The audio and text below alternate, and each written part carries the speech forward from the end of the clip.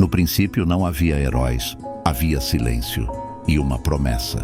Desde a eternidade, Deus reinava soberano, não como um rei distante, mas como pai. Um pai que via a humanidade caída, ferida, perdida nas sombras. E então, no tempo exato, quando o mundo não esperava, a luz decidiu entrar na história.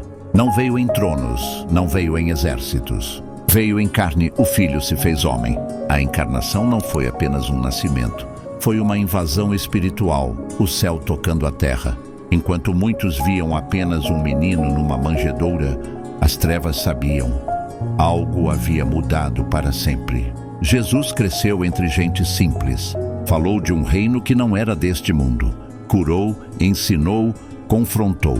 Mas quanto mais a luz brilhava, mais as sombras se agitavam. Até que chegou o dia da cruz. Ali parecia derrota. O filho ferido, o filho rejeitado, o filho morto. Mas o que o mundo chamou de fim era, na verdade, o começo. Porque na cruz, o Cordeiro venceu. Não com espada, mas com obediência. Não tirando vidas, mas entregando a sua. A morte não o segurou. O túmulo não o venceu. Ao ressuscitar, Jesus selou a vitória definitiva. E antes de subir aos céus, ele deixou um aviso e uma missão. Vocês serão minhas testemunhas. A guerra não tinha acabado. Ela apenas mudaria de forma. Após a ascensão do Filho, os discípulos ficaram. Não armados, não poderosos. Apenas obedientes, eles esperavam. E então, o fogo desceu. Ó Espírito Santo não veio como espetáculo. Veio como capacitação, como vento que empurra, como chama que aquece e fortalece. Naquele dia nasceu algo que o mundo jamais conseguiria destruir. A igreja.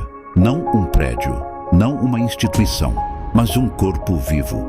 Homens e mulheres comuns agora carregavam uma fé extraordinária. Eles falavam de um Cristo vivo, de um reino eterno, e isso incomodou. Primeiro vieram as ameaças, depois as prisões, depois o sangue. A igreja nasceu perseguida. E foi nesse fogo que surgiram os primeiros heróis. Não com capas, não com glória humana, mas com coragem. Eles não lutavam para sobreviver. Lutavam para permanecer fiéis. Nas arenas, diante de feras. Nas praças, diante de multidões. Diante da morte, eles não negaram. O mundo pensou que matando aqueles corpos mataria a fé. Mas cada mártir que caía plantava uma semente. O inimigo não entendia uma coisa. A igreja não avança vencendo batalhas. Ela avança permanecendo firme. E enquanto os impérios passavam, a fé permanecia. A guerra espiritual estava só começando e novos heróis surgiriam. Não para substituir o Cordeiro, mas para testemunhar que ele vive. Depois que o fogo desceu, a igreja cresceu. Não em prédios, não em poder político, mas em fé. Eles se reuniam em casas, partiam o pão, oravam, falavam de um Cristo ressuscitado. E isso assustou o mundo. O Império Romano não temia religiões. Temia algo diferente, um povo que não temia a morte. Vieram as leis, vieram os éditos, vieram as prisões. Ser cristão passou a ser crime. E foi nesse cenário que surgiu o primeiro tipo de herói da igreja, o mártir. Ele não empunhava espada, não liderava revoltas. Ele apenas se recusava a negar aquilo que tinha visto e crido.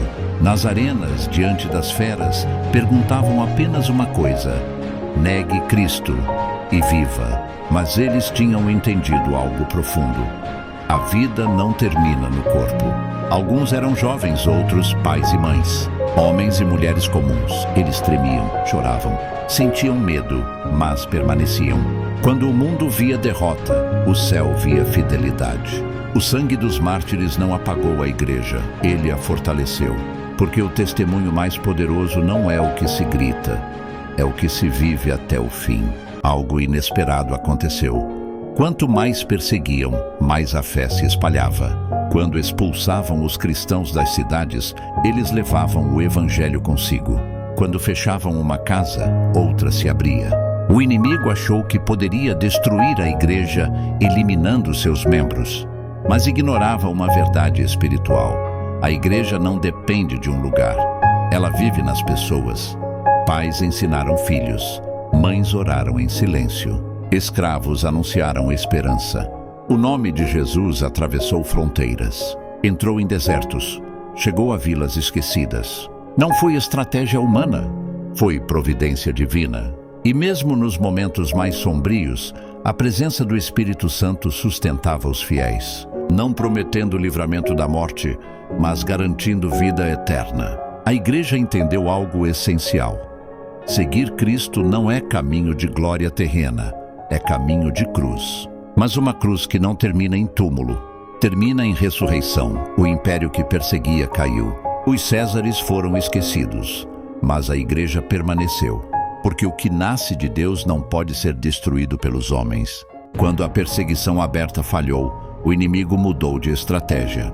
Se não podia destruir a igreja por fora, tentaria enfraquecê-la por dentro. Já não bastava matar, agora era preciso confundir. Falsos ensinos surgiram, mentiras vestidas de verdade, doutrinas que negavam quem Cristo era.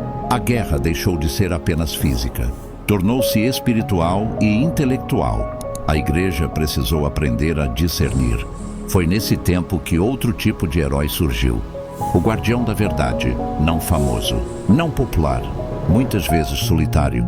Homens que defendiam a fé apostólica, não com violência, mas com fidelidade às Escrituras. Eles afirmaram: Cristo é verdadeiramente Deus e verdadeiramente homem. A salvação é pela graça. A igreja pertence a Cristo, não aos poderes humanos. A guerra continuava, agora não nas arenas, mas nas ideias. E essa batalha atravessaria séculos, porque enquanto o Cordeiro já venceu, o inimigo insiste em enganar. E a igreja chamada a permanecer segue em vigilância. A história ainda não acabou.